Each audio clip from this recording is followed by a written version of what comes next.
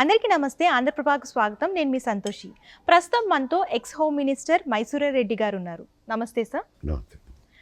Sir, ఇప్పుడు AP పాలిటిక్స్లో కనుక చూసుకున్నట్లయితే సోషల్ మీడియాలో కానివ్వండి, అలాగే టీడీపీ కార్యకర్తలు ఏమైనా ప్రెస్ మీట్ పెట్టినా కూడా ఇప్పుడు ఒక వార్త అనేది బాగా హల్చల్ చేస్తుంది. ఏపీ డిప్యూటీ సీఎం లోకేష్ అని చెప్పేసి నెక్స్ట్ డిప్యూటీ సీఎం, దాని గురించి ఏమంటారు సార్? అసలు నిజంగానే లోకేష్ని డిప్యూటీ సీఎం చేస్తారా? ఇప్పుడు డిప్యూటీ సీఎం అంటే ఒకటే డిప్యూటీ సీఎం ఉండాలని ఎక్కడా లేదు. గత ప్రభుత్వంలో కూడా చూశారు. వైసీపీ ప్రభుత్వం ఉన్నప్పుడు 5 మంది డిప్యూటీ సీఎంలు చేశారు. ఏదో ఆయనంటే కులాల వారీగా చూసుకొని అన్ని కులాలకు ప్రాతినిధ్యం ఉండేటట్టు చేసినారు. ఇక్కడ జనసేన నాయకుడు ఒక పార్టీ, ఆ పార్టీ వల్ల అటు బీజేపీకి కానీ ఇటు తెలుగుదేశానికి కానీ ఇద్దరికి బెనిఫిట్ అయింది. ఒకటేమో బీజేపీకి ముందు గతంలోనే అలయన్స్ ఉన్నది కాబట్టి జనసేనకు బీజేపీకి, తెలుగుదేశం దగ్గరికి చేరుకున్నప్పుడు చంద్రబాబు నాయుడు దగ్గరైనప్పుడు కూటమిలో చేరాలని చెప్పి బీజేపీని ఏదో పర్సువేడ్ చేసి చేర్పించినారు. అప్పుడు ముభావంగా చేరిన తర్వాత ఎన్నికలు అయిపోయిన తర్వాత వాళ్ళకు కావాల్సిన సీట్లు రాలేదు. 400 అనుకున్నారు, అన్ని రాలేదు. సీట్లు రానందువల్ల వీళ్ళ సపోర్ట్ అవసరమైంది. కూటమిలో ఉన్నందువల్ల గంపగుత్తగా ఒక 20 సీట్లు వాళ్ళకు వచ్చినాయి కదా, దానివల్ల వాళ్ళు బెనిఫిట్ అయినారు. కాపుల ఓట్లన్నీ కాపు సామాజిక వర్గము, బలిజ సామాజిక వర్గము ఓట్లు ట్రాన్స్ఫర్ కావడంతో తెలుగుదేశంకు కూడా బెనిఫిట్ అయిపోయింది స్థానికంగా శాసనసభ ఎన్నికల్లో. అందువల్ల ఆయనకు ప్రాముఖ్యతను వచ్చింది. ప్రాముఖ్యతను బట్టి ఆయనకు డిప్యూటీ చీఫ్ మినిస్టర్ పోస్ట్ ఇచ్చారు. ఒక పార్టీకి నాయకుడిగా ఈ 2 ప్రాముఖ్యతల దృష్ట్యా. ఇప్పుడు లోకేష్ గారు అనేవారు ముఖ్యమంత్రి గారి కుమారుడు. ఆయన ఇటీవల కాలంలో ఎక్కువ పరిపాలన చూస్తున్నారని, తండ్రి వయసు మెరడం అయితేనేమి, ఆయన కూడా మంత్రులను కూడా డిస్కస్ చేయమని చెప్పడం అయితేనేమి కొన్ని సమస్యల మీద, అందువల్ల పాలనలో ప్రాముఖ్యత ఇచ్చినారు ఆయనకు. సరే, ఇప్పుడు డిప్యూటీ సీఎం అనేది అది రాజ్యాంగబద్ధమైన పోస్ట్ కాదు. అక్కడ కూడా అది గౌరవంగా ముఖ్యమంత్రి ఇస్తున్న పోస్టు. ఆయనకు పార్టీ నాయకుడు కాబట్టి బెనిఫిట్ పొందినారు కాబట్టి ఆయనకి ఇచ్చారు. ఇక్కడ ముఖ్యమంత్రి కుమారుడు కాబట్టి ఆయన ఆలోచన చేయొచ్చు.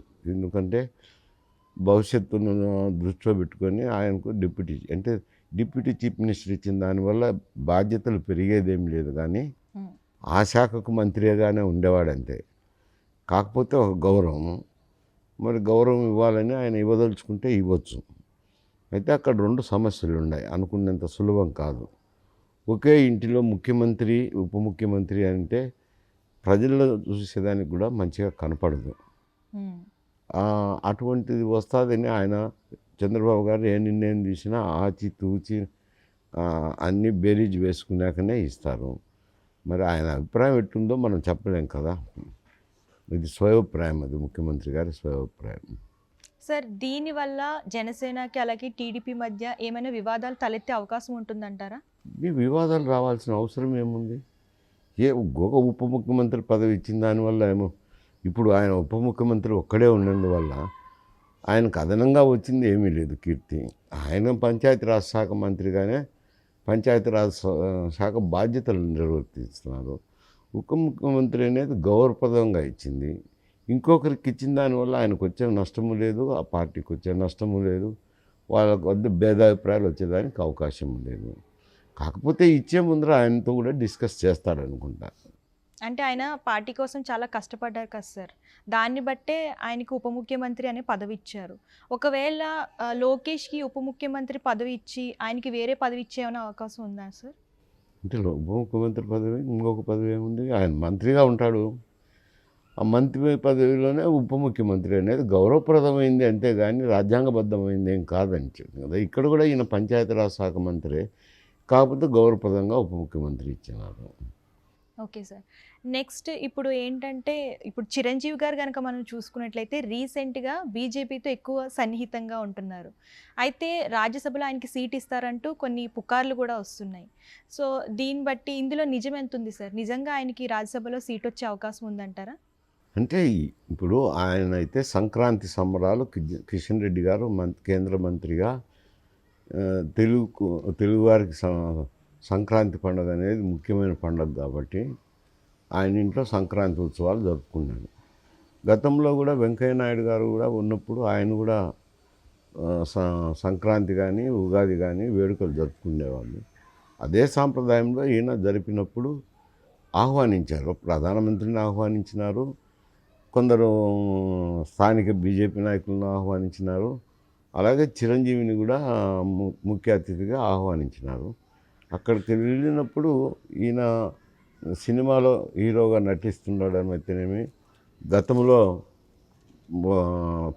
రాజకీయ పార్టీ పెట్టడము, కొంతమంది శాసనసభ స్థానాల్లో గెలవడం జరిగింది. తర్వాత ఎంపీగా ఉన్నాడు, కేంద్ర మంత్రిగా ఉన్నాడు. కాబట్టి అన్ని హోదాల్లో ఉన్నాడు కాబట్టి ఆయన్ను పిలిచినప్పుడు తప్పకుండా ప్రధానమంత్రి గారు ఆయన్ను గౌరవంగా పలకరించడం అయితేనేమి, ఆయనతో సన్నిహితంగా మెలగడం అయితే జరిగింది. అంత మాత్రంలోనే రాజకీయాలు అని చెప్పేదానికి లేదు.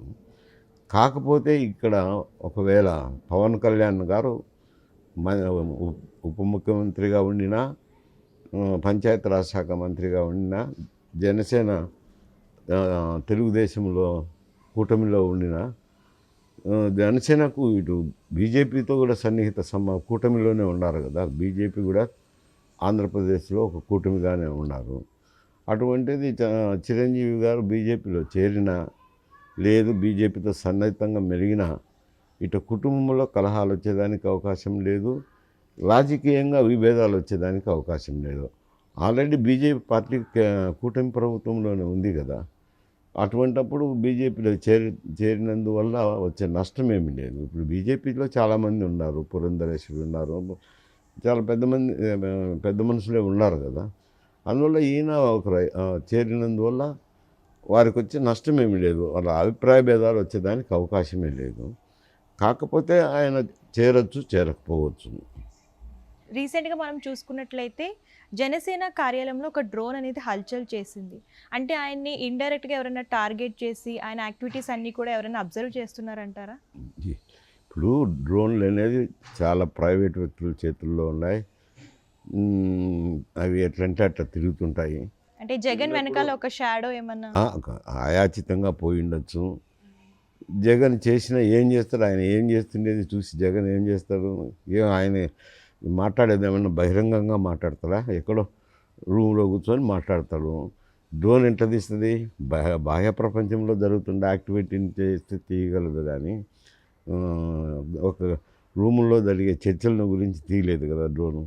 దానివల్ల పెద్ద ఏదో అయాచితంగా వచ్చిండొచ్చు, లేదు నిజంగానే జగన్ పంపించినా చేయగలిగింది ఏం లేదు ఆ డ్రోన్ వల్ల. డ్రోన్ అంత పని చేసింటాడని నేను అనుకోవటం లేదు. వైఎస్ఆర్సీపీ తరఫున చేయించింటారని. ఆయన ఏ కార్యక్రమాలు చేస్తే కనుక డ్రోన్ ఏం కనిపెడుతుంది? ఈ ఇంటెలిజెన్స్కి అయితే, మిలిటరీ ఇంటెలిజెన్స్కి అయితే ఏం వాహనాలు తిరుగుతున్నాయి, ఏ టైప్ ఆఫ్ వాహనాలు ఉన్నాయి, ఏ టైప్ ఆఫ్ వెపనరీ ఉన్నాయి, అవన్నీ బాహ్యంగా ఉంటాయి కాబట్టి, కనపడతాయి కాబట్టి, వాళ్ళకు ఏదైనా కాస్త కూస్తూ ఇంటెలిజెన్స్ నిఘా పెట్టుకుంటే అవసరం ఉంటుంది. రాజకీయాల్లో ఏముంటాయి? మాట్లాడినా ఏదన్నా సంభాషించుకున్నా రూముల్లో జరిగే వ్యవహారాలు కదా, అది డ్రోన్లు తీయలేవు కదా, ఏమి పసిగట్టలేవు. కాబట్టి అది ఏదో అయాచితంగా పోయింది అనుకోవాల్సింది.